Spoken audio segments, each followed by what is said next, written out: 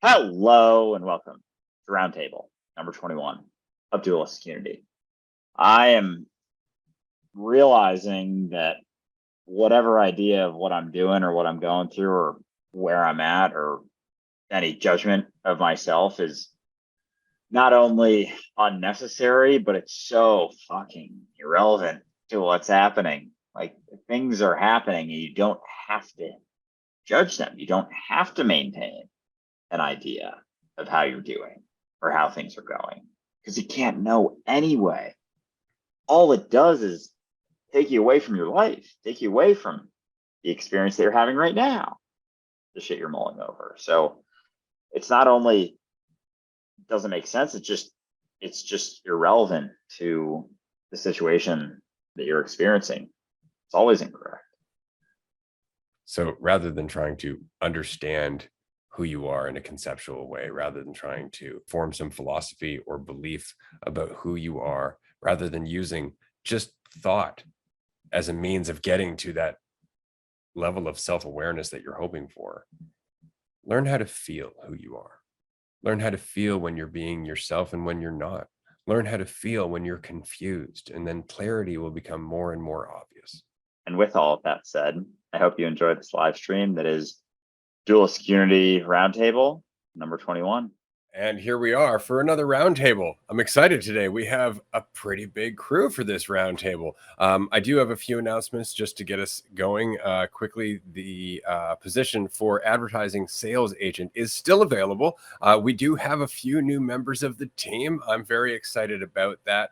But of course, we're always looking for more creative, expressive, and ingenious people. If you would like to work with us, do check out the QR code on the screen or just join us on LinkedIn because that's where you'll find the job details there. I'm going to pass it over to Andrew and we'll continue with the episode now. Stoked to be here. Thanks everybody for coming. Fuck yeah. Very, very exciting to get some people on the Dualistic Community team. It's beyond just myself, Ray, and Amanda. So it's it's perfect initial, I think, role just because it's going to help us grow. It's just going to help us expand and open up more doors for more employees and more opportunities. The more we grow, the more opportunities we have to, expand everything. So it's nothing but exciting, and I'm very excited for this chat. I feel like we have very much an OG squad in the roundtable today. I think last week we had, or 2 weeks ago, I think it was just 2 or 3 people on. So this is our biggest group in a while. So very excited to see what we get into. I have a couple of thoughts of things I've been mulling over throughout the day, but I'm happy to pass it to anyone who would like to introduce us. Maddie, you were the first on, so would you like to dig in? I know it's been a little while since you've been on a roundtable, so if you want to give us a little update on yourself, or an insight or two you've been going through recently, or just how you've been doing. Hello everyone. So I've just been going through it. Haven't really been doing anything specific other than just paying attention to where I am and what is happening, and I feel like I'm more of an observer, or have been more of an observer lately, and I've been taking a different approach in terms of I guess humor, or the way that I before I share something, I'm trying to ask myself, what am I trying to get with this, or what is my intention in sharing this? So it's just a continual part or practice of slowing down and just kind of watching where everything comes from and remaining that, or having that, just always questioning, forever questioning, never settling on anything, or trying to not settle on anything, or catching myself if I do, and just admitting that I don't know, because I don't, and I never will know, because it's always here and now, and it's only here and now. And anything that I do know is in the past, and yeah, it's not here. But it's not that the past isn't like useful in terms of knowledge, but it's you're like always going to be, if you're looking for the past, then you're kind of expecting for things to like go the same way in the future, or it just kind of depends how like severe or seriously like you take it. But yeah, I don't really have anything like that I want to bring up. Like, you kind of just dropped me on the spot there, Andrew. I was not like ready for it at all. I was like, oh shit, what, me? Like, oh no. And yet here you are swimming, right? I think that was a perfect way to kick things off, because I think it's very important that, you know, that balance between wondering where things come from and also kind of knowing that you can't really know. So it's like being sensitive to what you're focused on, but also being in reality as well. Because I think we can get sometimes caught on thinking we can find out like exactly where it's coming from and being almost overly cautious about it, to the point that it stops us from doing things. So it's not to say not to be cautious at all, and it's not to say like don't be cautious at all, but like with everything, it's that balance, and it's, you know, being willing to go back and forth and kind of find that balance, because it's not something, you know, it's not something you settle upon or even find. It's something you discover through hitting the walls, hitting the back and forth until you kind of find that middle ground, for sure. So I thought that was a great way to kick things off, Maddie.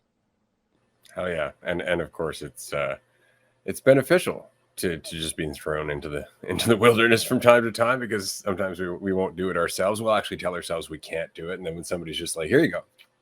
It's a lot like teaching a baby bird to fly. You know, I respect that part of nature. It's like, well, now's time. And they just kind of push you off the branch. While that's might be a little extreme, it definitely does help from time to time. Speaking of which, Ben, how are you, man? Welcome. Glad to have you back. Thank you. I had a feeling it was going to be passed to me before you even said that, which is crazy. So yeah, I guess like there are a couple things on my mind. But first of all, hello to the stream in the audience. But where do I want to start? One thing was like I'm like a year and a couple months into the recognition that I'm everything, and kind of like been experiencing the perception of a plateau of insight, where I'm like, yeah, okay, I'm just reality wandering around. Like, I don't have like the big insights that I used to when I first recognized it. And then it kind of like got into like, well, maybe I don't need to participate in the community as much as well. Like, I don't need to be in the groups anymore, because like there's just like I have the recognition. Like, I can go about my life, and you know, I don't really have to come back. But so this is kind of like by being in the round table, like seeing if there are things in there, and there totally are.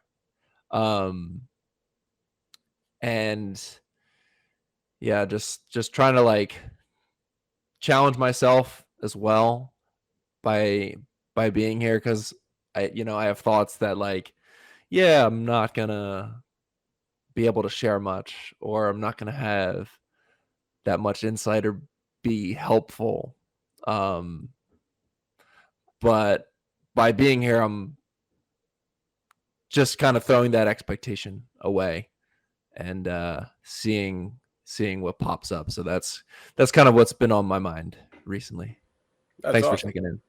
Yeah, that's it's kind of what leads you out of that quote unquote plateau feeling, right? It is the recognition that your idea of yourself is not you. It's funny because we kind of go in two directions. First, it's like, you know, oh, so I'm everything, and we take that in kind of conceptually, but we still have our idea of ourself, right? And the idea of ourself is actually what limits our idea of everything. And so that's the reason we feel like we've gotten to a plateau. It's the idea of us. That's the barrier. It's not the idea of the world or the insight about the universe or anything else. It's the fact that we still rely on self-thought. We still rely on an idea instead of just doing. And in that doing, you start to recognize that you are everything doing. Right. And it's a deeper recognition in that way, but it's not in trying to recognize that you're everything, because that's impossible.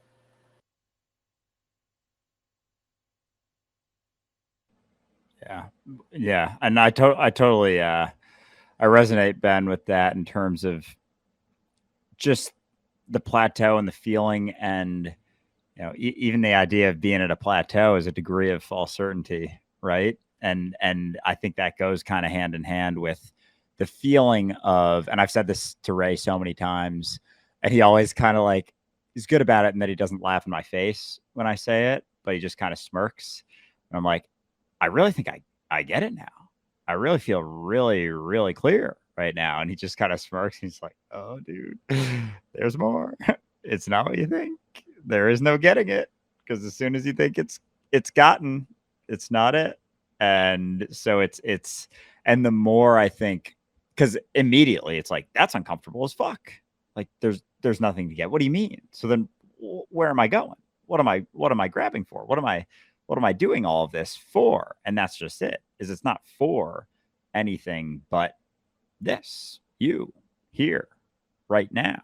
And that's not a thing you can even get, because it doesn't exist anywhere necessarily. And so that's something I've been willing to, it's like every time I do it, it gets more and more like, oh yeah, that's not it. And it's just keep going, just keep paying attention. Like things will keep happening. But in that spot, I totally get it, where it seems like all the insights have dried out almost. And it's that. And every time that happens, it's like when I let go of that idea, when I let go of the idea that I'm in a plateau, or that there's no insights left, or that I don't know what to say. And I'm like, yeah, but I don't know that. And then it kind of like starts filling back in, like the dry little reservoir starts to fill back in with some water, AKA insights. Cause it's even that like false certainty of thinking that you know where you're at or what you're going through is something to be questioning to a degree. For sure. And I just wanted to add like that it definitely makes sense that like I've only been in it for a year, and so have you, but Ray's been at it for 2 decades. So it's just continuing to pay attention. And then I don't know, like 2 decades is a long time. Like there's probably so much more to unpack. I mean, it's infinite, but it's just like continuing to pay attention and being present is where like more insight will come. And then again, like just questioning any answers that you think you're settling upon. It's just gonna continue that process.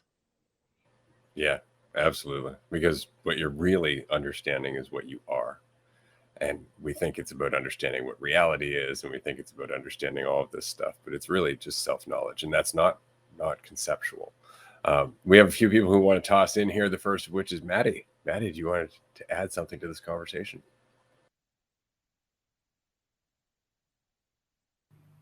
I forgot what I was going to start off with, but just how we're talking about, like there was a Zoom call where we talked about getting it, and how like, or maybe it was on an episode, but Andrew, you said like, I get that. And you were like, do you? It sounds limiting, because it's like you're choosing to sort of just end it at here. But there was also a quote yesterday that I just wanted to quickly toss in. The difference between school and life. In school, you're taught a lesson and then you're given a test. In life, you're given a test and that teaches you a lesson. But I really relate to you, Ben, with like your plateau of insights, because it's just the thought of like, oh, I've got no insights. You're like giving that so much attention and so much weight. And then that's what creates like, or what seemingly so feels like you're going into this plateau, but it's just you settling on like that thought. But yeah, that's all I kind of wanted to add in there. I can't remember what else, but yeah, I'm happy to pass it along. Ian. Yo, what is up, everybody? Yeah, it's so funny how the insight that I've been having all day is exactly what we start talking about. Like, it's just exactly that. Like, it's just been hitting me today, especially. Just like the minute I give it that attention, I subconsciously take it as truth. You know, the minute, just for example, like the minute I say, oh, today's just a rough day. I'm just having a rough day. Okay, I'm taking that as truth. Whether I know that I am or not, my body response is like, okay, let's behave the rest of the day in that shit day mind. Not even, but like you're putting that out there, you know? And it's like today I was just able to recognize time and again that every time I had those thoughts, oh, today's a shit day, or something like, oh, that's gonna screw me over, or you know, some narrative.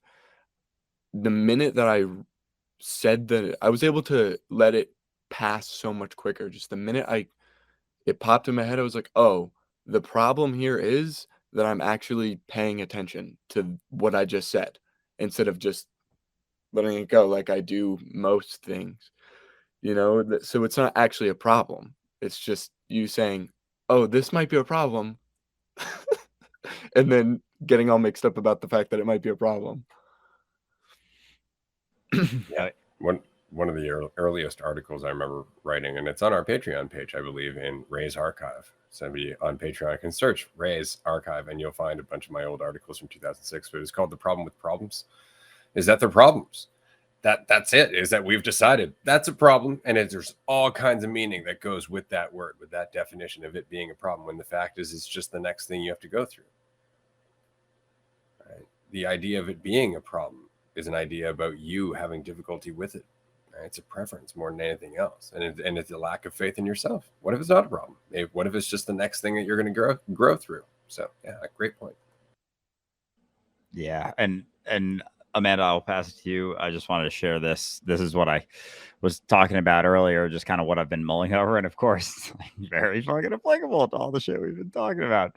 So this morning, I did a run with a girl or woman who lives in New York, and she does like TikTok content where she does interviews while she runs with people. And so we did one this morning, and we ran like 10 miles. We ate one gummy on it, and it was like a great time, great chat. And then afterwards, and this is kind of what I kind of wanted to bring up in terms of like getting the message across in a succinct way. It's almost like I feel like I used to be able to do it, and recently I don't even know fucking like how to describe dualistic unity anymore. And so it's funny because we ran 10 miles, we talked a shitload, and I said a bunch of shit. And afterwards I was like, and I was still like pretty high, and I started just running through the conversation. I was like, oh fuck, I could have said that so much better. Oh, I could have said that better. Oh, I could have done that. Oh, I could have done that. And it was just, and I didn't fucking know. Like, I didn't even remember half of the things that I said, but there was this sense of like, it was, and I know it was coming from me like wanting to get the message across, because she gets pretty good engagement. And I was like there was that, which I let go of while we were on it, which was great. But then afterwards it like came back. So it's like kind of worked out in a decent way. Because if I had been holding on to it the entire fucking conversation, it would have probably been even worse and tougher. And so, but then afterwards I was like thinking about all the ways that I said things, and I was getting like examples, and I was like, oh, I could have said that a little bit more simply, or gotten that across more more simply, more clearly. But then as I kept going through and I kept letting go of the idea that I fucking knew like how it went, I started to realize just that how clearly you think you say something is irrelevant to how someone perceives it. Like, you don't know what's going to hit for someone else. You don't know ever. You don't know what's going to resonate. And I kind of hold on to this assumption sometimes that if I get too deep with things, like, people aren't going to follow it. And that's just like a massive fucking assumption, right? Like, it's my idea that people need it more dumbed down, as opposed to recognizing that no, there, it's right there. Like, even the, quote unquote deeper shit or deeper things that people just avoid because it's a little uncomfortable, like the recognition that everything's just vibrating energy, and just like all the ways you can go about trying to get across the recognition that you're not what you think, and what's left is what is. Reality is what is. It's not a thought. Your conceptual ideas aren't the truth. And, I probably said it in like a million different ways. And so it's just funny how quick I was to try and settle upon a judgment of how I did, despite not even like seeing the video. She clips it down to like 3 or 4 minutes. So it's like most of what I said, she only keeps like her favorite parts and the best parts of it. So like, I don't even know what the fuck she keeps, but it's just funny how it's like settling upon this thing. Like, oh, this went in this way. And I know that despite having no fucking idea. It's like, you have no fucking idea how it went. Period. End of story. And yet it was like a good hour that it was just like kind of ups and downs of taking it seriously, letting it go, taking it seriously, letting it go. And then it kind of settled to the point now where I'm like, that was absurd, but it was also part of the processing, I guess. That's it. That's what I was saying earlier about jumping in, letting go, right? Questioning yourself, just going with it, because in that you start to see how you're part of something bigger. You actually can see that there's more than just your little narrative happening, unless you get caught in the narrative. Then that's all you see. Amanda.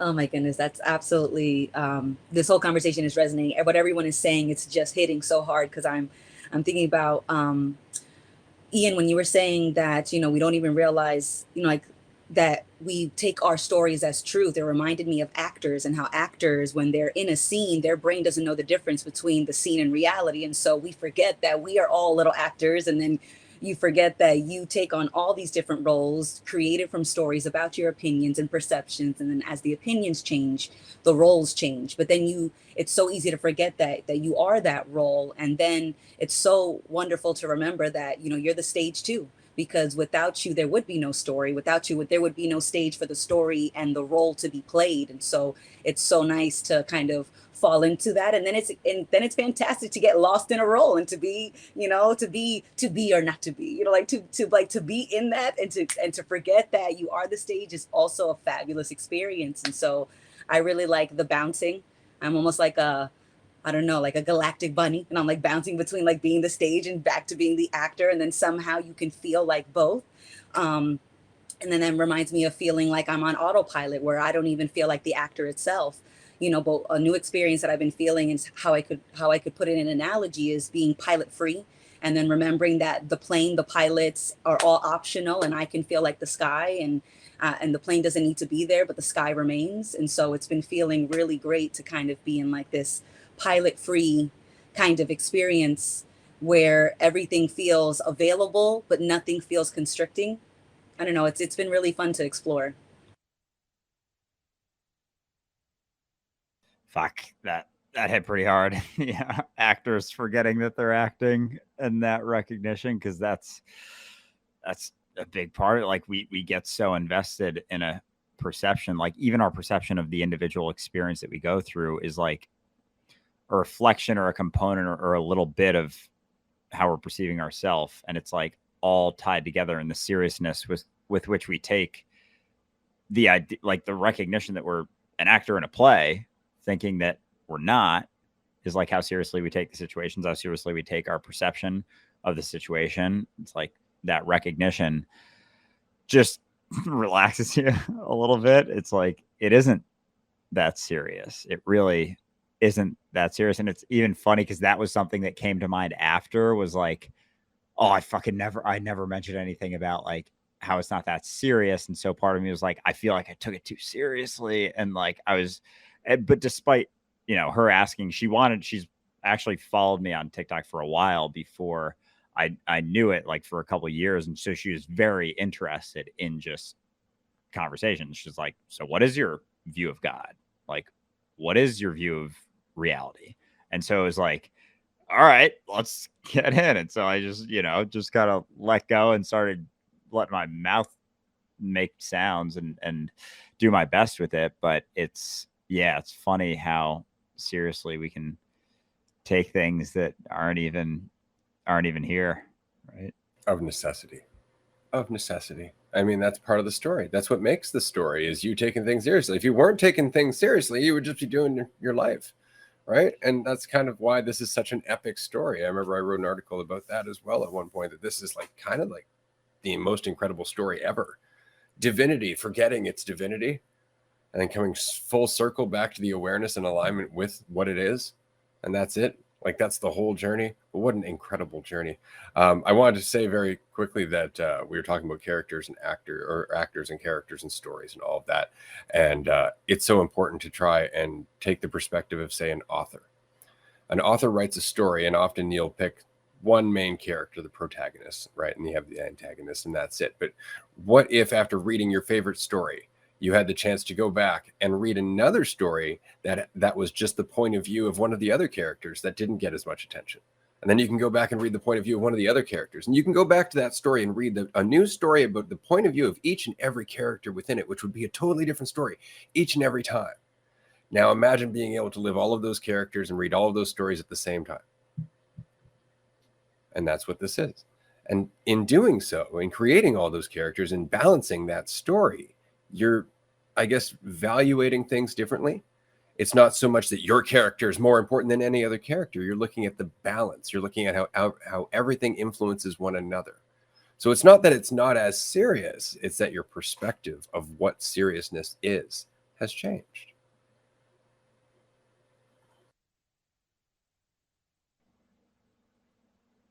I just want to make sure Andrew didn't have anything to follow up there. Ben, you had your hand up next. I'm good. I was looking in the chat for who. Got you. Yeah. So like kind of adding on to Andrew's insight and add to the conversation. I've experienced something similar in terms of like how to best get it across. And it's just like a story from this previous weekend. I went bowling with my best friend and his wife. And we got back and we were gonna watch a movie. And so we're just sitting in his living room. My friend goes upstairs to get changed, and then I start getting into like a deeper conversation with his wife, and she's like, "Yeah, I mean, I actually get extremely anxious, but I don't I don't express it as if I was, but on the inside, like I'm like internally screaming." And so I'm like, okay, I mean, this is a conversation about anxiety. I consider myself pretty good at handling it, so let's see what can I say basically to like help her. And I'm like, she's like, yeah, like I just have like this fear of the unknown. I always fear uncertainty. And I don't know how I wanted to put it was like, what I did actually tell her was that, you've never known what you were going to do or where you were going to be, but you're still here. Like whatever you've doubted yourself in doing, like you've proven yourself wrong every single time because you're still here. It's like when you were, 5 years ago, could you have imagined being exactly where you are now in this situation? I didn't ask her that, but that's something that I kind of wanted to say. And then she went on about like, and this is funny because I had a conversation with my friend, and like his wife was also in the car. Like we were in a car on a road trip back from Buffalo, New York, and me and my friend, like he is very close. I think he has it. I don't know, but he's like super close to it. We were talking about like eternity and unity, and so but like so his wife, I feel like maybe she knows where I'm at, but maybe not. But she was saying like, yeah, I strongly believe in the afterlife, and that you can redeem your previous mistakes when you get there. And I'm like, okay, how do I actually wasn't able to get anything in because he came back after that, and then we started like watching the movie. But things I wanted to say was like, first of all, there's no afterlife. It's just this. And you know, if you could recognize that even in the afterlife, you're still going to be here. It's still going to be the same moment. And she was like, another thing she said was, yeah, I really hope, I think I might have already said this, but I really hope that I get to redeem myself and all my past mistakes. And I'm like, you can do that now. I think I said that in a maybe a softer way, but I don't know. It's like the maybe it's an art of meeting and the sensitivity of meeting people where they're at, and like not giving it to them like a punch in the face, but like with an open palm out. So Sometimes. See, now that this goes back to the am I doing the right thing? How am I supposed to deliver that? Fact is that you're always kind of figuring that out. But the only way for you to figure that out is to go out there and, you know, slap people around, get slapped around yourself for doing so, and then go, okay, maybe there's a different way to do this. It's kind of like that quote that it's not until a mosquito lands on your testicles that you learn that not all problems should be solved with violence. You're just like, I'm not going to smack that. That's a bad idea. So right there, you're taking a different approach, right? Because of necessity. Well, once you've hurt yourself enough, you stop hurting others. You stop attacking them. You stop trying to like convince them of anything, and everything starts to change. But on the other hand, sometimes that person needs a good swift kick in the balls. Like sometimes that's the best, most humbling thing for them, and that's okay too. And so I guess the real bitch about this is that while it's important for you to do your best, it's also important to recognize that you're doing exactly what you're supposed to do. And that's not correct. Not what you're supposed to do, but you're doing exactly what you're doing, which is all that's important. Just do that. And that's all you're ever fucking doing is just what you're doing, and your opinion of what you're doing or how you're doing or where you're falling is just totally fucking irrelevant. And yeah, I mean, and Jazz, I'll pass to you in a sec, but with this conversation, and Ben, as you were talking, I was just realizing with myself how much it's like, oh, how do I get this across to people? Like, what other people exactly? Who exactly are you trying to convince? If you are everything, then what other person are you trying to convince other than just yourself? And it's like, as we buy into the idea of there being other people, it's like we feel like we could have done something better. That's the cost of buying in and taking the perception of other people to be taking it very seriously. It's like there's almost a direct cost to buying into that, thinking that there is anyone else to convince outside of yourself. And so then you let go of that. It's just you, and you're just where you're at.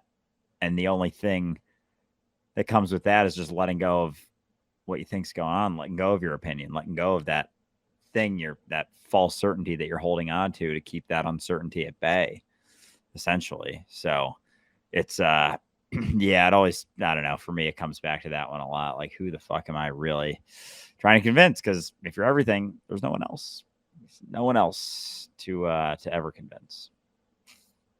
It's not very satisfying, is it?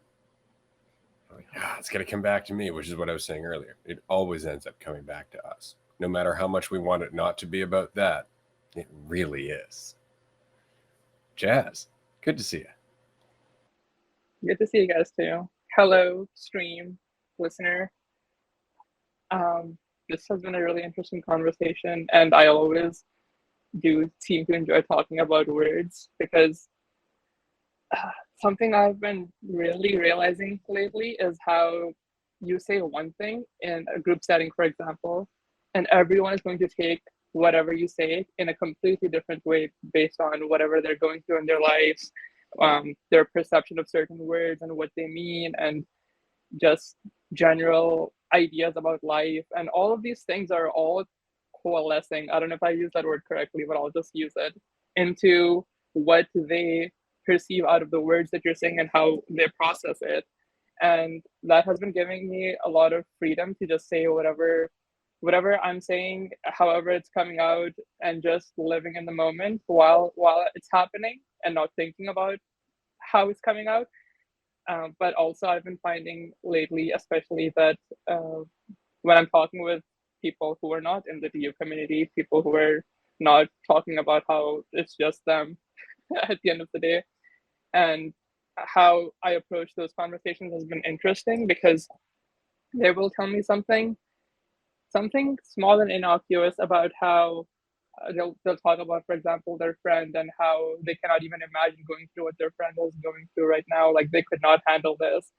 And I just chuck in a little something about how that's a story and how you have gone through everything in your life that you have gone through until now. And she goes like, yeah, I have. Like, because like we tend to forget that. We tend to forget how much power we have until we realize that we have gone through shit and we keep going through shit, and we make up stories about how we can go through shit, but those stories are not based in reality. And I find that in those types of conversations, I have no clue what kind of impact I'm making. And I'm not looking to make any kind of impact at all. I am just in the conversation, being the conversation, listening to what I am saying through another perspective, and then seeing what I will say from quote unquote my perspective. And I find that there tends to be so much room to explore and to learn, because either I will or the other person, quote unquote, will say something that I'll be like, oh, that's so interesting. And we'll go in a different direction, and I have no clue. Like we won't even talk about the recognition that you realize it's just you and me. It's not you and me. It's just me. You recognize that, right? Like it's cool to see where conversations can go when you don't have anywhere you feel like you need to get in the conversation. Oh yeah, absolutely. Yeah, I think that's just where freedom lies. Like really, any idea of where you want the conversation to go or the expectation you have of yourself is just a tether. Like it's like an anchor to something else, and it's hindering your freedom. It's weighing you down. It's just another weight, those expectations and those stories and the doubt. It's like your doubt's fucking irrelevant. Like what you're afraid of, what you're concerned about, like you're going to go do it, or you're going to go do something. And like how you're afraid of how it's going to go is more or less irrelevant to what's going to happen. Like if it goes poorly, like get up tomorrow and do it again. Like you don't need to hold on or make the specific situation into a certain thing, because it's not even really existing in silo anyway. And when you see that and you're sitting in eternity, like the priority comes back to just the experience that you're having right now. It's not the situation that you're in. It's what you're embodying, the mentality you're embodying, what you're holding on to, as opposed to state of relaxation you can feel from not holding on to that false certainty. So it's powerful for sure. But Amanda. Actually, Ian was after Jazz. Oh. Hey, we have a new way of keeping track of who's talking right now, so we're getting used to it. Appreciate everybody's patience and your patience, Ian, of course. No, I like this new platform. It's cool. No, but I forgot what I was originally going to say, but Jazz got me to think of something else, which was I will remember it.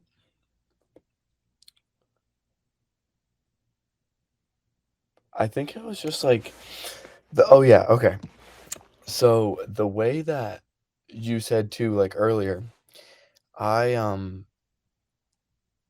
it seems hard for like me to understand sometimes, like people why people can't see it or something, and I feel like I'm being plainly obvious, or but then I think back to where I was, like, and it's funny about how Ben, how you said a year ago is when you kind of start, because like about a year and a month ago is when I woke up to a lot of this stuff, like DU season 2 represent or whatever, but but yeah, it's kind of cool just remember like what what I went through. Like I was so look so very searching so very hard for certainty in every single aspect of my life and control in every single aspect of my life. So it's funny that when I woke up to some of these things, it was like the perfect timing. Or when I stumbled across Andrew's video, it was why I first found you guys on Instagram. Um, it was just like the perfect time because I was so confused and so lost and so grasping for certainty. And Andrew was like, nothing's certain. It's all not certain. I was like, that's what it feels like. Yeah, it really does feel like that. Like, it really has been feeling like that for a while. And I was like, oh, this motherfucker is just willing to admit it. You know what I mean? And like, so I was like, oh, like that's so interesting. And it was just one of your videos about like how imagine that you don't have a pass. And I was just like, imagine that I didn't have a pass. And it's just like, hmm. You're like, you don't. And I was like, you're full of shit, but I'm gonna find out. And boy, did I find out. But yeah, it's so crazy. Like even for the listener, like just because we're all like we have a positive outlook per se, doesn't mean that we haven't been through shit. I'm sure every single person here has been through terrible, terrible shit. We all humans have, whatever. So it's just like are in a position that our mindset has changed, but it's just like doesn't discredit any of that, and doesn't discredit pain, and doesn't discredit that somebody is where they're at now. But even going back to the acting thing, how Amanda was saying about the actor, you put that intention, this is ages ago, you put that intention out there, and for actors, like they put that intention out there to play this character. And I remember like reading up on Heath Ledger and Batman or whatever, how he like got into that Joker character and everything, and like how he said like it changed him, it took a toll on him mentally. And it's just like just because he's purposely playing that character, and for a while, and how setting that intention in your body and mind are inseparably one. So the way that radiates throughout your whole being, just pretending to be that for certain long, is just, I can imagine the impacts are so interesting. That's a little bit different from the other thing, but yeah, got a little off track, but. Oh, for sure. Yeah. And I mean, every time someone starts bringing up actors and stuff, and, Heath Ledger getting lost in the Joker role, it's like, we're getting lost in our role every day. Like the character that we think we are, right? It's really no different. And to your point regarding like how everyone's gone through shit, it really is that, like, everyone's gone through shit. And it's not to say that you should look at it one way and you shouldn't look at it in another way, but a lot of times we can get caught in a track where it's like we think looking at it in a specific way is the only option. And it's just the recognition that it's not the only option. There's other options. Not to say that that's wrong to hold on to that one option you've been holding on to for a very long time, but how's that one going for you? Like, are you not experiencing a lot of suffering? And it's being willing to let go and think, okay, maybe this isn't the only option. Maybe there is a different way of seeing things, and being willing, because you don't know what it is until you let go of the thing that you're holding on to, right? But in order to do that, you have to let go of the thing. And then, it's like stepping out of the prison cell when you don't know what's out there, because you don't know what the other options are until you let go of that one, until you start to explore.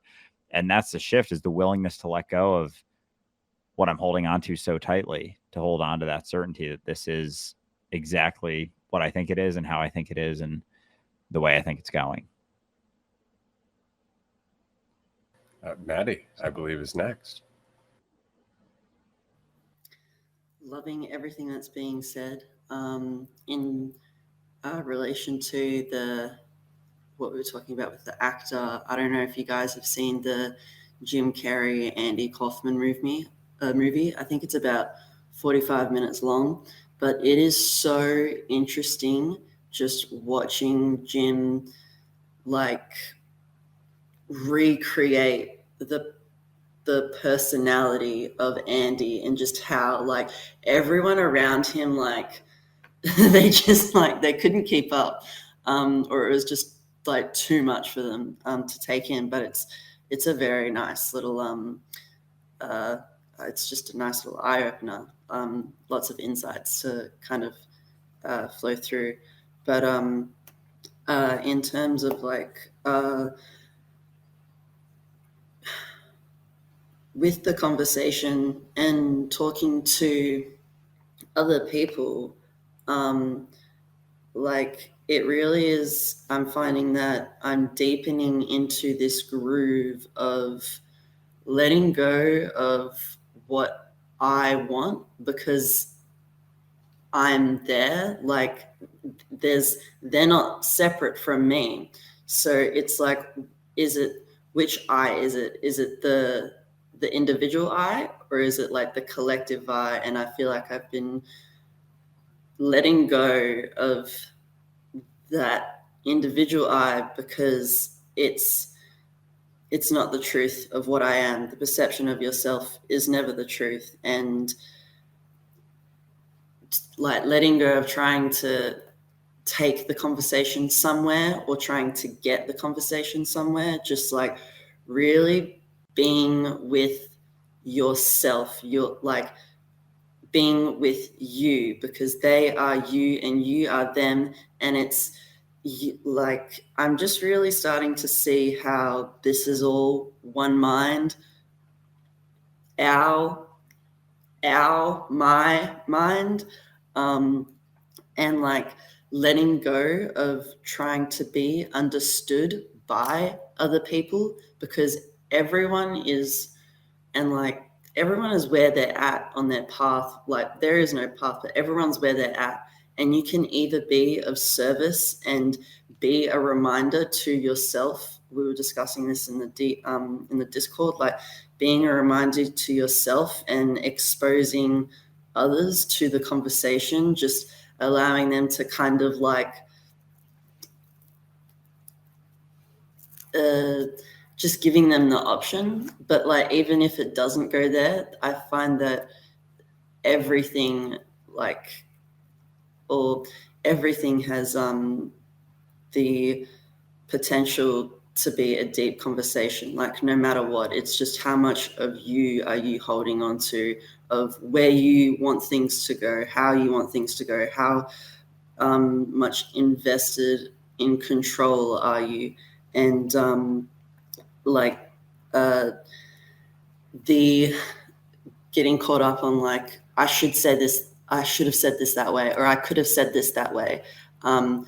It's just like it is what it was. It happened, and like that's it. If you like, there's no point in, I guess, regretting it because you're just kind of wasting your time, and just remembering that none of the mistakes define you unless you choose to, unless you decide to. It's always a choice, but like they don't define you anyway.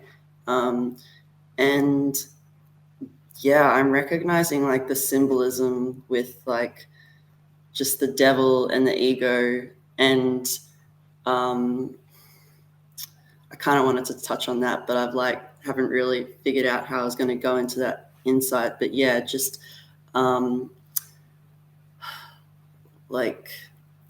am I trying to convince? And then just continuously taking or making that choice to take responsibility as reality.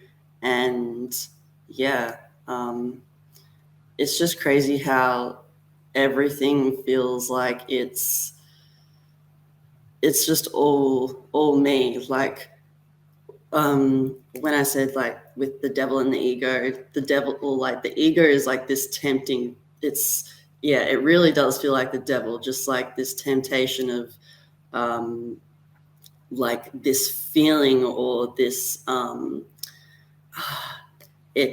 it's hard to describe. I'm still kind of going through it and gaining a sensitivity, but as I keep going through it, like my sensitivity for the feeling of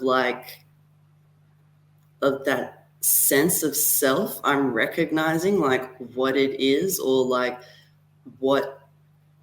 how I like just, I don't know, going back and forth. But yeah, I'll pass it on. Yeah, I like that you brought up the devil there, because it really, it really is like that temptation to know everything.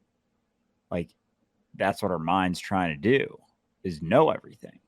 Like know with certain, like have ultimate control, have ultimate certainty, but it doesn't exist. So it's just a constant striving. It's like running on a hamster wheel, trying to get to it. And that's the experience of hell. That's the experience of the devil. But it's like that temptation. It's the temptation. It's always there. It's like, oh, I can know if I just keep mulling over this, if I just keep investing in my thoughts, if I just keep investing in my perception, I can know, I can get there, I can get to a spot of certainty. And we never arrive there. And then we'll regret something and we'll mull over that, trying to find a certainty there. And then it's like, you can keep doing that, but like, when do you want to come back to reality? Like, when do you want to come back to what is? When do you want to let go of that? You can call it, walking with the devil, being caught in hell, being in an ego trip. It's always that striving for a certainty that isn't there, that can't be found. An end of the road, a spot in which what do we want? Like everything to cease to be, basically? Because if we know everything, it would. Like this experience is finding out, in the sense of not getting to a spot of knowing, but just the process of finding out that doesn't end, that doesn't have a spot in which we get to. Because like the familiar can seem tempting because it's safe. It has a sense of false certainty, which is, it's just you being in this continuous cycle and loop, and kind of like you're just in this pattern.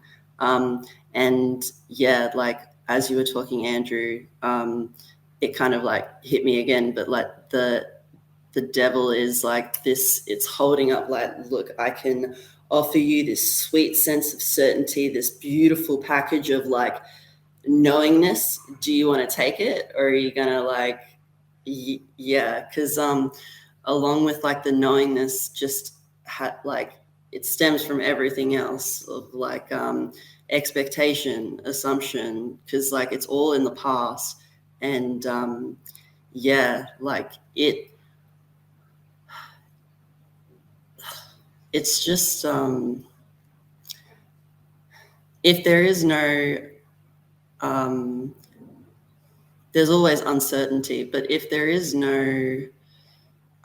you're just stuck in this same cycle or these same patterns, things are going to get like really familiar and boring. And if you're not willing to kind of step out of that every once in a while, you can kind of get trapped in it, and it's almost like you're holding yourself back from moving forward, because you go to take a step and then you're like, you kind of you hesitate, but it like depends, everyone's different. But yeah, just wanted to add on to that.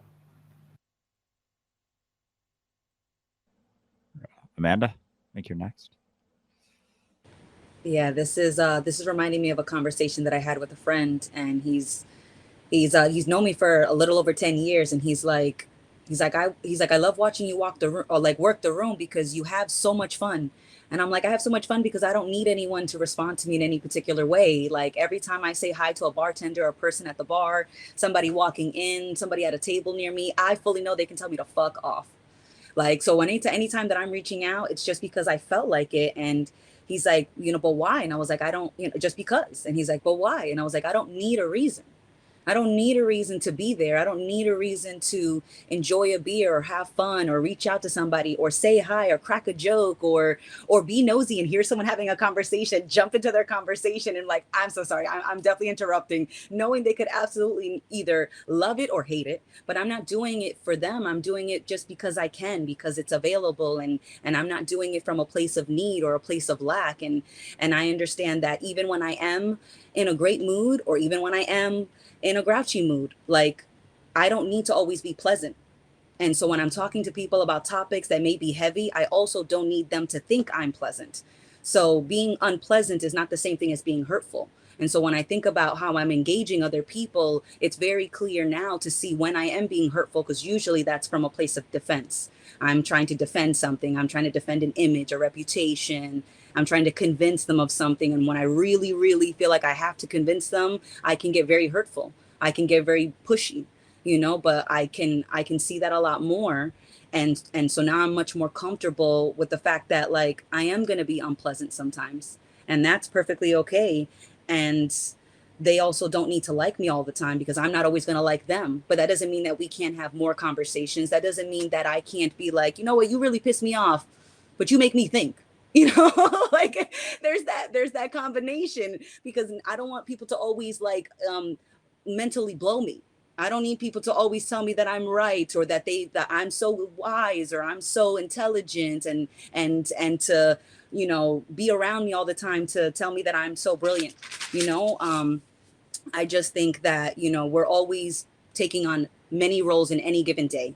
You are both the student and the teacher sometimes. You are both a friend. You are both a challenge. You are both comfort. You are support. You are, you're a professional at work, then you're, fucking off after work, and you're all of these things. And it's not just actors, just like Andrew was saying, it's not just actors who take themselves too seriously. We do, when we take the role as truth, because usually you can switch a role as easily as you can change a costume. So it's the way that I can bounce between being professional Amanda or being Amanda at all, and then being nothing. It's because I don't take any of them seriously, and I can bounce between them all, because I like the fact that they're all there. And then us talking about like knowing everything made me think of an insight that I had a few weeks ago, and it was that I assume that if I knew everything, I wouldn't feel uncomfortable. And that's just a fucking huge assumption on my part, that I think if I knew everything, that I would somehow no longer feel uncomfortable. There's no way that I can prove that that's true. And so the desire, the temptation for knowing everything lost its sparkle a little bit for me, because once I embraced the fact that I made a huge assumption about acquiring such ultimate knowledge, that ultimate knowledge was no longer such a beautiful, goal. It wasn't on a pedestal anymore. So that's something that really helped me let go of that in particular. Because when I think about like the temptation of ultimate knowledge, like maybe the devil promises that to you, but he's only promising that you'll feel better later, because there's plenty of people who believe in God and believe in the devil and feel uncomfortable now, but they've bought the story that one day when they're in heaven, they won't feel uncomfortable anymore. So the only story that they sold is that they'll feel better later. Great. That does a lot for me now. Thank you so much, religion and temptation. But at the end of the day, I can put down all the stories, I can put down all the beliefs, and I can just see what the hell happens, because I don't need a reason, I don't need a story, I don't need to convince myself, because I've chased all that shit for so long that it's just I'm fucking tired, and I kind of want to see what happens when I just put everything down. And I've been doing that a lot more, and it's just a never ending journey. So we may not have put in like 20 mental years into this, but like time is such a fucking story itself. So you could condense and go through as much as somebody who's spent 20 years in school, and you could learn that in 2. So the limit's only another story. Like, let's just explore and let our imagination be the ship into infinity, where we just can check it and just fuck around and find out, because why not? I've done the other, and it hasn't been that much fun choosing the other option. The story is fucking irrelevant to the reality of what's happening, right now. And I loved that the feel like things would be better if I knew. Like feel like and we feel like that with fucking anything. Like things would be better if something had gone a different way than they did. Like I would feel better if things it's like you don't fucking know that. You don't fucking know that. Like and we're so quick to assume that, right? Like we're so quick to be like, "Oh yeah, I definitely would." It's like but you wouldn't. You can't possibly know that you would. And so what you're just left with back where you're at. It's like, all right. And again, as you said, like sitting in eternity, might as well prioritize this. Like I've held on to all that bullshit for a long time. What if I didn't for a little bit? What if I recognized that I didn't know?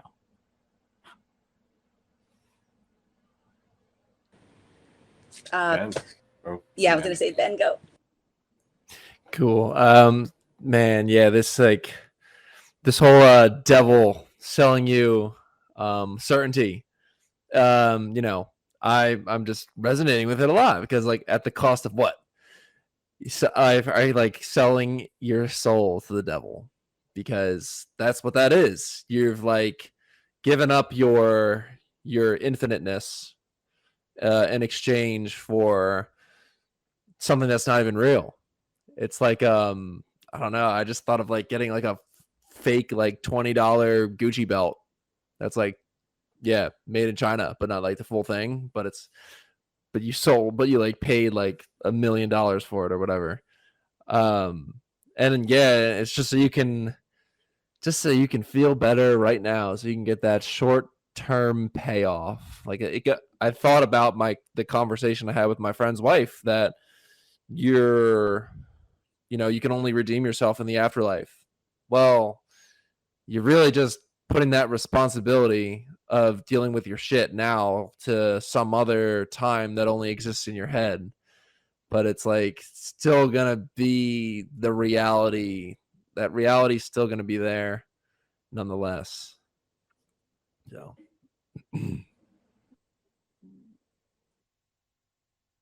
Yeah, absolutely. And I think even with the knowledge, it's like the idea that we can know, period. Like we can know anything.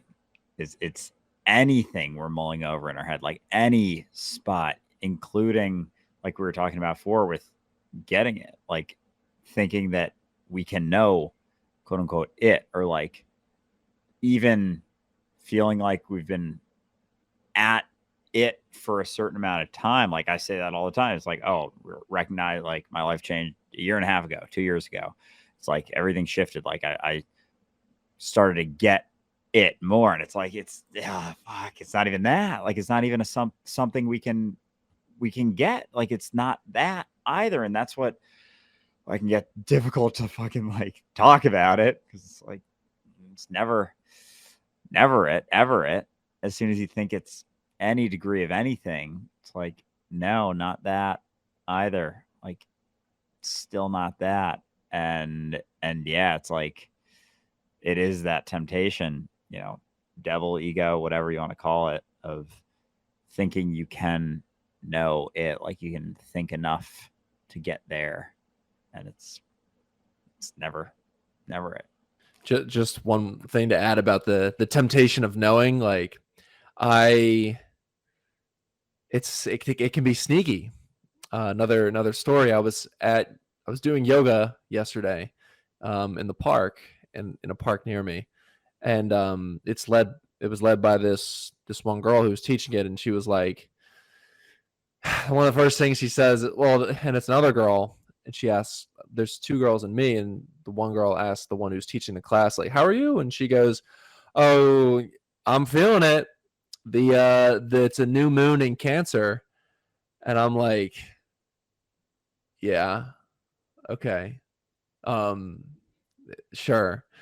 That's cool. But as it went, as like I was actually feeling things quite viscerally and intensely yesterday. And then like actually last night, like I barely slept. I felt like I was in like this high energy state. Like I was more sensitive to the chaos of the universe, where I just couldn't calm myself down at all, even though I was laying down in bed for like 2 hours. And then this morning, the thought goes through my head, well, maybe the new moon in Cancer is affecting me too. And yeah, I mean, I looked in, it's okay to look into astrology. I did that a little bit today. I was like, okay, what are people saying about a new moon in Cancer? And some of the things they were saying were lining up with me. Like one person said, like, today the moon told me to rest. Don't work out or put too much on yourself. And before I read that, I had told myself this morning that I was going to take a break from like physical activities and mental activities. So in a way it lined up. And I know there is, astrology is based on the synchronicity of what is, that everything it's all connected, it's all synchronous. So of course, things are going to happen like that. Of course, my intense emotional wave will line up with a new moon in Cancer, but it's still like that temptation for certainty that I felt today by looking up some astrological effects of today.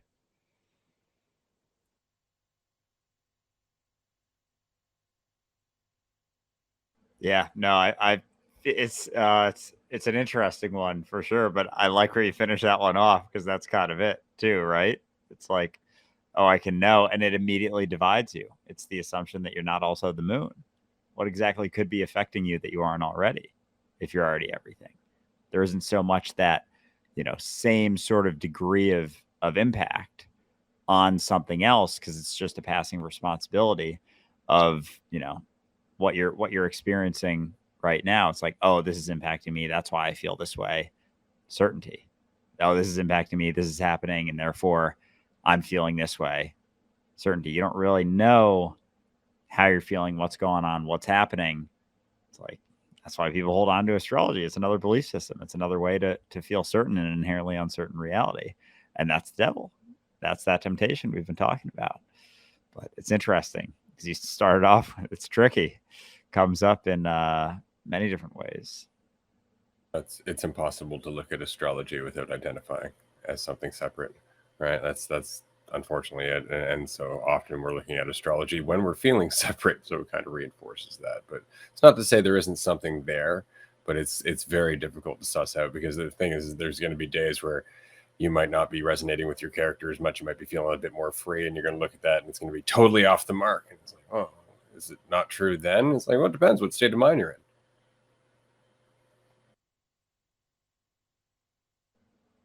in. Yeah. Jazz. Something that stirred up in my head was reading about how the stars, people were given astrology signs or whatever based on the stars because you look out there and that is you. That's all you. So you're just mapping out what you are. And so I found that really interesting. I've been enjoying the conversation around the show because, or it being a play or a show, because I feel like we don't watch a show to get to the end. We watch the show to see it play out because it's interesting the whole way through, and or listen to music. We don't listen to music to be like at the end of the song. And I feel like that's kind of what certainty is like trying to know and trying to figure out so that I can just be there and not here. And if you're listening to music and not listening to music, then I feel like you're completely missing what's being played. Same with the play, and same with life, because that's basically what life is. It's a play, and so it's always unfolding. It's always happening, and I just really enjoy everything about it, including the quote unquote villain, quote unquote devil, which is you, or like this story that you've created of yourself and that you think that you have to be, but the more that you look at it, the more you realize that you don't have to be this.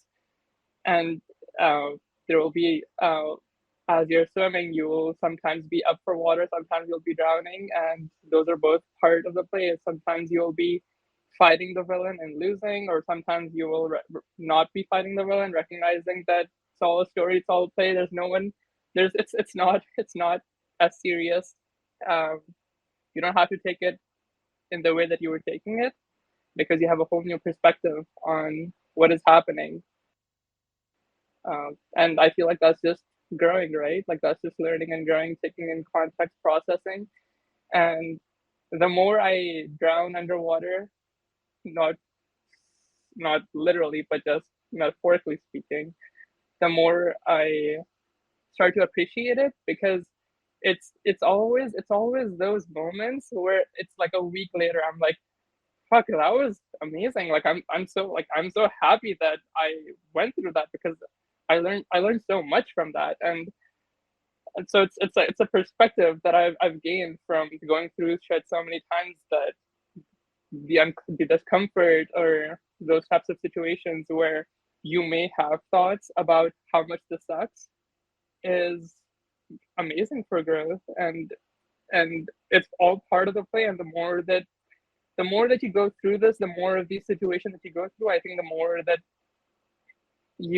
that tends to settle in while it's happening. And it's a nice feeling to be able to, I don't know, learn.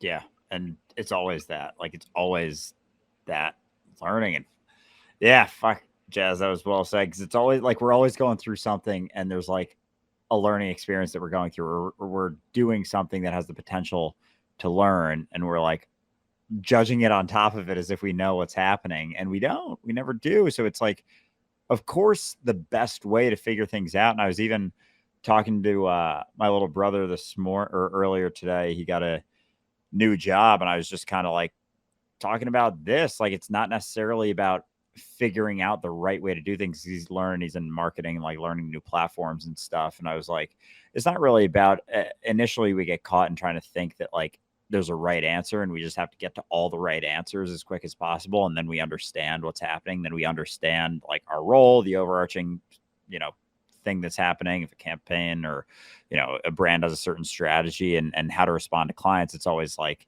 this immediate, this is the answer. And it's not that at all. It's just that you get enough experience to the point that you have enough context for when a situation is presented to you that, you have maybe 10 things in your purview. You're like, all right, these are all 10 things that I've done in a situation like this.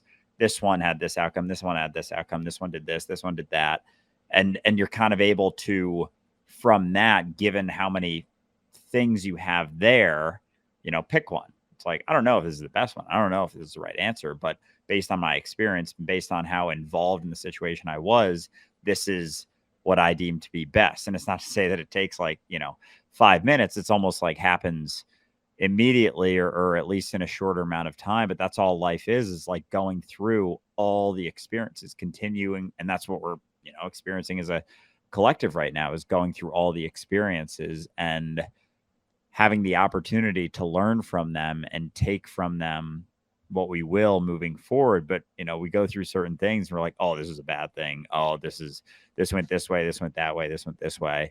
And it's just gaining more context all the time. Like everything we go through is just us gaining more and more and more context that we can then utilize going into other situations. And we're just kind of, I don't know, sharpening our tools along the way to be able to utilize more easily. So it's not about it's not even about making the right decision or going into the right situation or doing or saying the right thing. It's just about doing something. And that's an experience that gets thrown in the bag for later. And so then without that, it's like, it's not about doing the right, it's just experience. And then it's like, it's tougher to judge along the way because a, quote unquote shitty decision or saying a dumb thing is equally equivalent to adding to that bag as saying a super, quote unquote smart thing or, having something else to say. So it's just the experience. Ian. Yeah. It's always just the experience. going back a little bit to what Amanda said too, it's like people have there's such a idea of normal in society. Like even what he said, Amanda was saying, like he's asking her, she's saying, oh yeah, I just do these things because I want to. I like to. He's like, why? Why? It's like, well, I can't be kind to people. Like I need a reason to be kind to people and personable. It's like, no. But it's just so normal that everybody seeks validation in what they do. You know what I mean? So when they see somebody not seeking validation, they're like, "Ma?" You know? And even the other dude yesterday, 2 days ago, I took maybe like a 0.75 G of some shroomy. I was just walking around my yard. I was walking around my yard, and it's I brought and my dad comes out. He's like, "Are you okay?" I'm like, "Yeah, I'm great." And he's like, "What are you I'm just like walking in my yard barefoot, like dodging dog turds and shit. He's like, "What are you doing?" I'm just like, "I'm just walking around." He's like, "Okay. You sure you're all right?" I'm like, "Yeah." And immediately I was like, people look at you funny when you walk around. It's like if there wasn't such thing as phones, like everybody would be walking around like I'm like people will look at you funny for anything, man. I'm walking around. People look at you funny for anything. So it's really that idea of normal that is so held up, and even that people just want you to fit into their box, their box, so that they can see you in a certain way. Then you need to fit in you need to fit in their idea of you to make them feel comfortable. So even if they're not like serious about questioning it, they're still like, why is he doing that? So it's like everybody's trying to put you in that box, and even it goes back to the ADHD thing. I remember we and Ray talked about that a while ago. It's like, and even relating to what Ben was saying about the astrology, you're just latching on to that astrology because, like, okay, you're just looking for something to latch onto, so you can be like, okay, maybe this is why I'm feeling this way, or like this makes sense. This is why I'm feeling this way. Yeah, like I'm looking for that all the time, and like I would look for that so much. In my ADHD, I'd be like, oh my gosh, like that's why I behave like this, or that's why I behave like this, because I have ADHD, and that's makes me a certain way, and I am the certain way, and that's just because, and so I'm latching onto that, and if I'm in hard, I noticed when I was in a toxic relationship, I even did more research in deeper and deeper, and I was like, dude, I gotta be like, but or I gotta be like borderline personality disorder too. Like, there's no way. I'm absolutely losing my mind off the rails, batshit crazy, dude.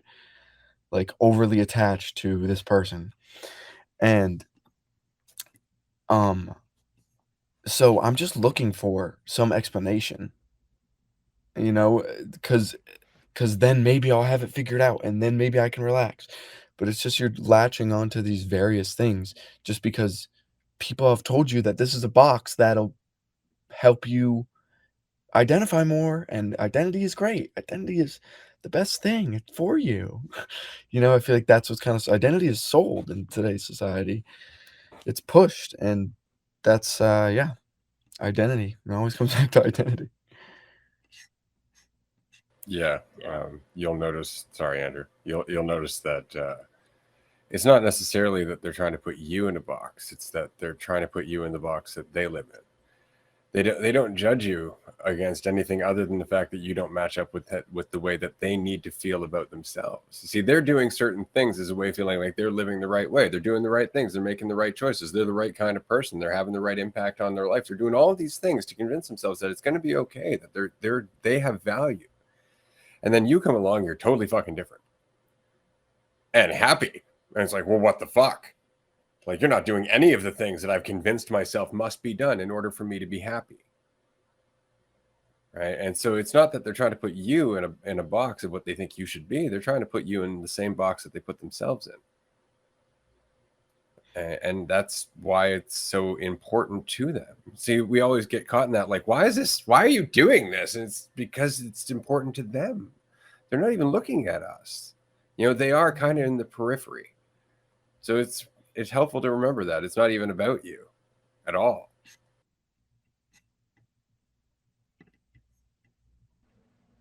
Maddie?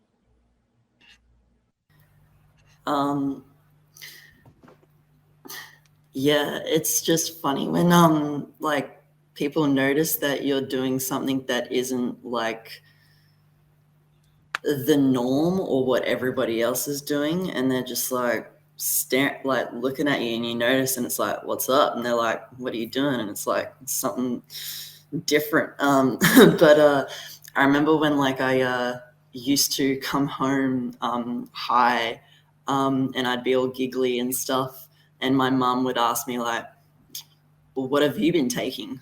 And I'm just like, what? Is it like so bad to be happy and just like, I don't know, enjoying myself? Like that's not allowed. It's just really funny.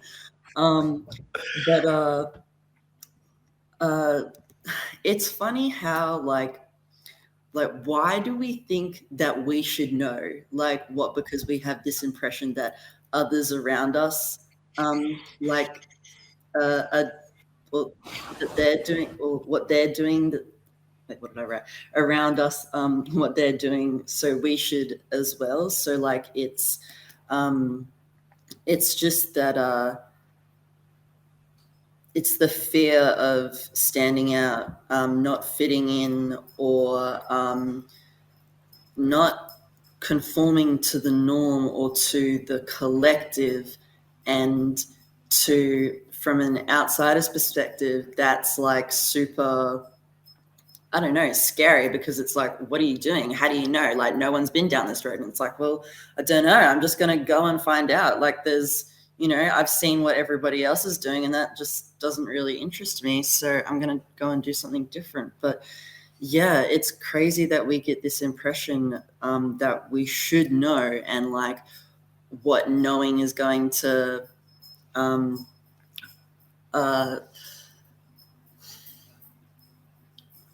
like what I really like what Amanda said. Like, if you knew everything, I wouldn't feel uncomfortable. Like, really? Are you so sure about that? Like, yeah, like you said, there's no way to prove that.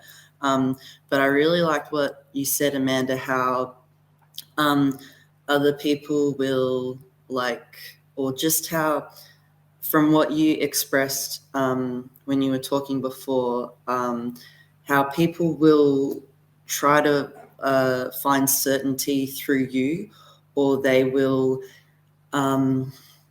everyone sees what they like, they're looking at what they want to look at, so they may be like, it's tricky. But I was going to say how, so like, Amanda, you're an amazing person, and like we all know that, and people around you, because you're so you have so much energy and you have so much passion, and like people might if people perceive themselves as lacking, or if they feel really needy, they might keep you around for like that validation. So it's just, we never ask ourselves, like never look inside, or like not everyone stops to look inside and ask, like, why am I hurt? Where is this hurt coming from? Where is this lack coming from? And yeah, it's just crazy, like how like needy everyone is, and how we're like, everyone kind of gets swayed and like taken away like through this need, not realizing like where it's taking them or what's happening, because they're too busy focused on the feeling or like satisfying that need than seeing where it's going and admitting like, okay, instead of just looking at the need for what it is and and just kind of seeing where it comes from. Yeah. I just want to take a quick moment because we had somebody in the chat ask, how can we participate in these awesome roundtable discussions? How can I get involved? You can get involved on our Patreon page, patreon.com/dualistic unity. We have a 7-day free trial. We do 5 days a week of group discussions, just like this, though this is the only discussion that we do as a podcast episode. This happens every 2 weeks. Every other 2 weeks, we also have a call-in show that you can just call in and be on the episode for up to 10 minutes. You don't have to be a Patreon supporter to be on that. But if you would like to join us on a roundtable, then a tier 2 or tier 3 supporter is definitely how you end up doing that. Okay. Yeah. Hope to see you in 2 weeks if you'd like to join. Ben, I believe you're next. Yeah. So I really got a kick out of what Ian was saying in terms of like behaving as such when you're on shrooms, like you're just walking around your yard, but you're having the best time of your life. And that's just so funny because like we've taken ourselves so seriously now that doing something like that where you're just there for the experience and you're really enjoying it can be perceived as weird because it's like you're just walking around your yard and you're really enjoying yourself, but that you don't need a reason to be doing that. And like, if you take yourself seriously, then you do. And it's funny, like I was just laughing because when I was first like talking about shrooms, like one of my friends was saying, well, one of his friends did it. This is like many years ago. And when he was tripping, he went out into the woods and he threw picked leaves up and threw them around him and just stared at the leaves, like falling around him. And he did that for like 2 hours. And like everyone started dying laughing. I was laughing too because I think that's hilarious. But like I was also kind of laughing at it because in my mind there was a part of me that was like, well, that sounds pretty fun. I think I'd probably enjoy that as well. And yeah, I'm just thinking about my shroom trips and how involved I am in my actual experience as opposed to the story that I tell myself. I'm really enjoying just being. That's why my favorite thing to do when I'm tripping is to just lay in my bed and have all the lights off because I can just close my eyes and go on the journey in my mind and let all the processing happen. Like I don't really, maybe I guess I could say I don't prefer to do external activities like hang out unless I'm with you guys, but like other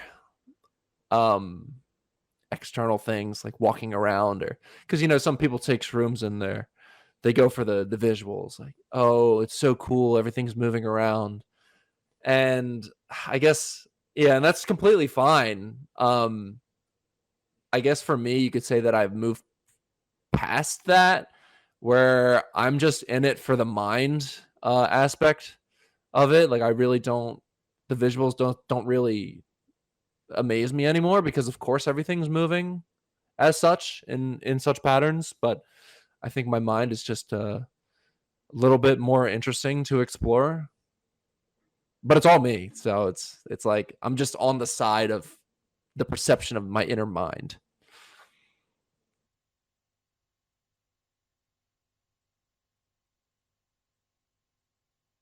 You were on mute, sir.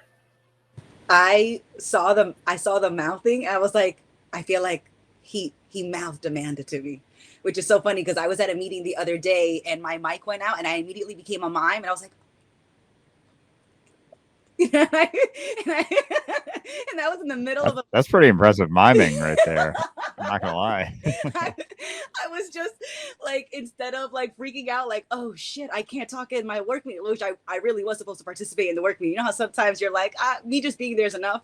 No, this is the time I actually had to talk and like my audio went out. And so I just I just became a mime, and I just like I owned the silence that I was in that meeting, and it was just fucking hilarious. And it was just fun to just not oh man, to be okay with not looking pretty, right? To not looking professional, to, you know, because I like what you guys had said, that identity is the oldest religion, right? It's also the oldest product. It's the oldest product we've been selling to ourselves and selling to everyone else. And like a product, there's a new version that's come out. We've got new features. It's bigger, it's better, it's faster, you know? And so, but all these new features are pretty, right? There's always when you're thinking about this new product, it's always solving a problem. And the identity is just like that. We think that it has to be pretty, that you can't be a hot shitty mess sometimes, or that you can't look like, you know, you don't have it together. And it's like, the product, unfortunately, you know, if we really need it to be pretty all the time, is that it's not. And then it's also based on this story that like we can reach this perfection. And for me, perfection is rarely pretty. You know, some of the most perfect experiences of my life were brutal and almost crushing. But there's such a beauty to that roughness, because it buffed out something out of it. And what came out of it was a deeper appreciation, a deeper sense of being. And so I when I think about my identities, because there's so many of them, and it's like they're all dancing with me now. We're all in this group dance where we're switching between, you know, whatever the product is at the moment, whether I need to be a little more serious, or I need to be a little more empathetic, or I need to be a little tough, or I need to be a little softer. Like it's okay that they're all there, and that I dance with all of them, because before it felt like a mental chain gang.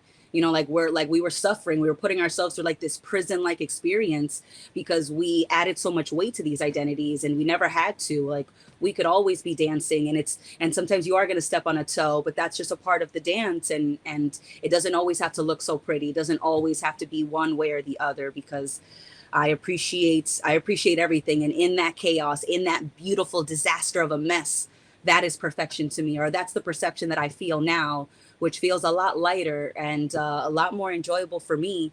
And the more I can relax, the easier it is to be around any other version of me, or any other, whether I feel like they're me or not. I still am dancing with everyone else, and I can't always be in the mindset of we're all one. Sometimes I feel separate. Sometimes we're dancing between those two experiences, and that's okay, because the dance is eternal, and we're making up the steps as we go along, and we're the music that we dance to. So sometimes we speed it up, sometimes we slow it down, sometimes it's romantic, sometimes it's headbanging metal, like, you know, we're fucking rocking out. Like, the dance changes, and so do the dancers. But it's just take that next step, whether you know it's going to be the right step or not. It's still the next step, and it's yours to do with it, with what you will. Well said. Absolutely. Going to pass this over to Jazz in 1 second. Do you want to make one more quick announcement? Dualistic Unity is once again up for the People's Choice Podcast Awards. We were in the semifinal slate last year for the Religion and Spirituality category, which is always kind of funny. This year, we're in Religion and Spirituality, Society, and the People's Choice category. So if you would like to support us, please visit podcastawards.com or follow the QR code on the screen currently. Registration takes just a few minutes, and then you voted for us, and you've done us a huge favor. And of course, it helps grow the community, because there's going to be a lot of people that are going to be introduced to the podcast from this event. Last year, we actually ended up with at least 100 new listeners just from being involved. And so it's definitely worthwhile. And of course, it's always a lot of fun. We don't really give a shit if we win or not, but it's really fun to be involved. And of course, to see what everybody else is doing. What we recognized last year is that we are really, really shoestringing this thing, and it's totally more fun for doing so. Yeah, if you're able to take 3 minutes to get those votes in, it does mean a lot. And it's funny, we're still kind of shoestringing it in the same way, despite all the growth and everything in the last year. It was cool being, getting as far as we did with, what was that, 6 months in? Yeah. If I don't, yeah, it would have been like 6 months, a year about. And so, yeah, to be in the spot that we're at now, it's, we'll see, but appreciate everyone who takes the time to vote. really means a lot. Yeah, for sure. Things have moved along quite a bit. Like, not only are we in the People's Choice Podcast Awards again, but we're also hiring. We're looking for advertising sales agents, and we've brought a few people onto the team this week. So there's a team now. It's not just, the three of us doing everything we can to keep the thing afloat, but and the community around us helping us do that. But there's actually more people helping us keep this thing afloat, so the community can be even more helpful and supportive as we do so. So we're going to have some of those new salespeople on the show at some point to give you updates. It's really quite exciting. Like, there's some definite things happening. And if everything works out, we are getting pretty close to that billboard in Times Square. That all said, Jazz. That is fucking awesome. I am so grateful for all of this, like the conversation, the people, the Patreon culture, incredible, the Discord community, like talking about all of these things that we've talked about today on the Discord. Be aware, if this interested you, do join the Discord, because it's a fun time talking about this kind of stuff. And I have thoroughly enjoyed the analogies and the way that things were, because we talked about a lot of different things in a lot of different ways today. And so the one thing that was coming to mind was about the same thing that I kind of touched upon before, about the villain, the Satan, the devil, the ego, the quote unquote the part of you that I feel like is easy to hate, but the more you recognize that it's what makes the play possible, then you start to see the light. Then you can start to recognize the lightness with it and dance with it. And I just loved it, man. The dancing, because I love dancing, and I feel like that's, I don't know, it feels so much of that being embodied in that movement and that flair, and that you don't know what the next direction you're going to take is until you take it, because you're doing it as you're taking it. And so a lot of times I have no clue what I'm going to do until it's happening. It's like, oh, that was cool. And I feel like that when you start to have faith in yourself and recognize that it's all you, and that you don't have to be afraid of the fear, and the fear of judgment, the fear of people thinking that you are not quote unquote normal because they are defining themselves by however they are defining themselves, because they think that the play has to be one kind of way, but it isn't. It doesn't. It's all types of ways. It's every which direction. And I was, to come back to something Maddie was talking about at the very beginning of the call, about intentions and questioning intentions. And this is something I had been, I don't know, having an encounter with, about how it's so easy to get caught up in questioning your intentions, and it's always good to pay attention. I think always pay attention, but you can't figure it out. You can just watch, and the figuring out, if you try to figure out, is kind of going to happen in terms of you putting together pieces of puzzle that don't really fit together, but you're going to try to match them together, and it's going to come in terms of what you've already experienced in the past. But insights are new, so you don't know this, and so let the mind do its thing. Get out of the way. It's going to unfold. It's going to happen. And what I found very useful in these circumstances is to just keep flowing, just keep going with the flow, and paying attention, relax, and just be yourself. And it's always happening. There's nowhere to get to. There's no end of the line. It's always happening. Nothing to figure out. Nothing. You don't need to know anything. There's nothing to get to. It's always just unfolding. And the more you can recognize that, the easier it becomes to just relax into whatever is unfolding, and to just be and feel and connect and thrive, honestly. Well said. Yeah, very well said. And it's like the only reason we feel like we need to know something is because we are maintaining a perception of ourselves that's inadequate. And it's like we're using the knowledge, the understanding, the getting it, the figuring it all out to feel better, only because we're maintaining this false certainty about what we think we are.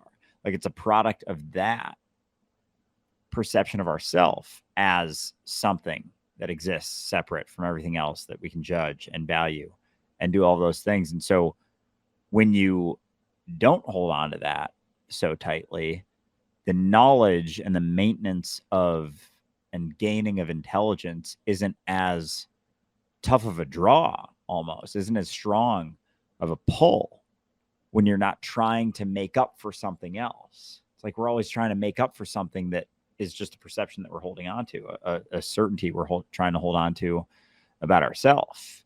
So we try and make up for that by gaining something so that we'll be seen in a certain way, or see ourselves in a certain way, and give ourselves an excuse to feel a little bit more valuable. But it's like when you stop needing those excuses, you start seeing things a little bit differently. You start acting a little bit differently, acting more out of freedom based on the fullness of the experience than trying to get it anywhere or get yourself anywhere relative to it. We have a few minutes here. We're down to the last 5 minutes. So I just want to mention to everybody, if you would like to join us for the continuation of this conversation, the after party, as it were, then definitely do so on Patreon, patreon.com/dualistic unity. We're going to be in a tier 2 call for the next hour and a half, starting at the top of the hour. So if you would like to join us and contribute to this and share your insights and ask questions, or just tell a funny story, then definitely do so. Again, we do this 5 days a week, and it's really what the podcast is all about. It's all about connecting with you, which is us.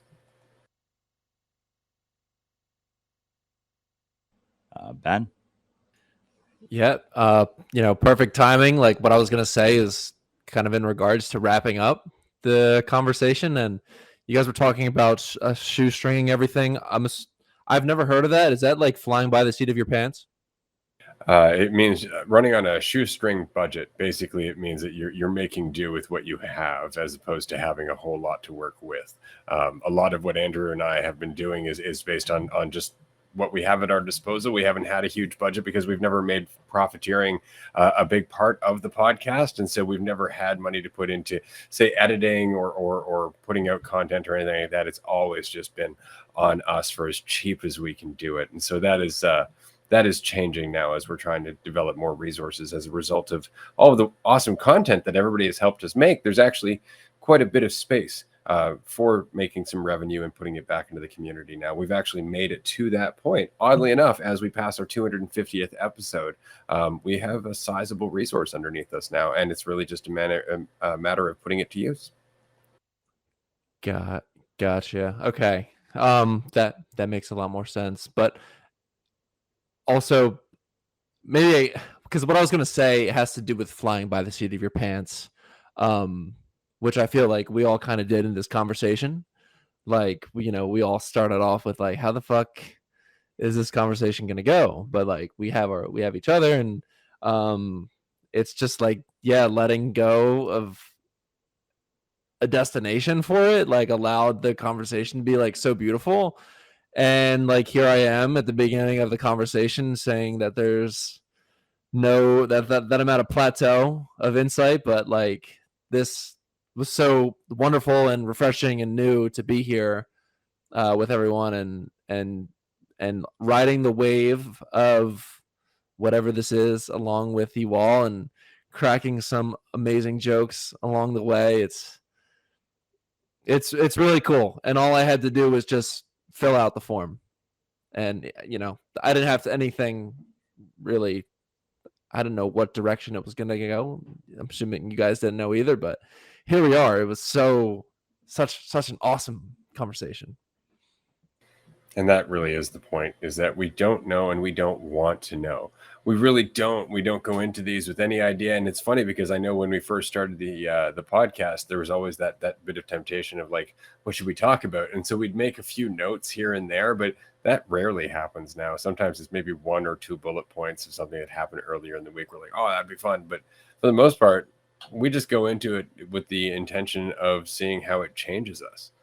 Right? Because that's the point of all of this, is that we're always change. It's just that we forget that. And then we start to stagnate because we're trying to hold on to something, because we forget that there's way more power in accepting that we don't know what's possible than in pretending that we do.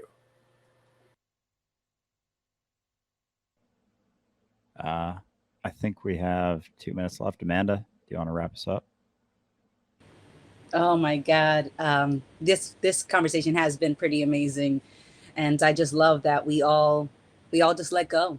And that was just so beautiful to watch in so many different versions, how what it is to let go, whether it was in the chat or it was on video, and then we're letting go in front of everybody that's watching. And this is just it's such a beautiful expression of just that unfiltered, unbothered experience. Because even if we allow ourselves to be bothered by our own opinion, we didn't hold on to it. And I felt a little discomfort. And it's always funny because I'll tell people, I'm like, just because I present as confident doesn't mean that I don't experience fear and anxiety and insecurity like everyone else. It's just that you didn't see the part of me letting it go. And just because you didn't see me letting it go doesn't mean that I wasn't holding on to it. And then just giving that little reminder to myself, so when I do hold on to it again, I was like, yeah, but I've let it go 1,000 times.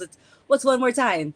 And like magic, abracadabra, it's gone, And so, and then it's back to being playful and having fun, because it's like, why not? Like, we could hold on, but why should we? And we could let go, so why the fuck not? Like, without a reason, without a judgment. It is just beautiful to watch freedom in all its many forms. So thank you so much, everybody.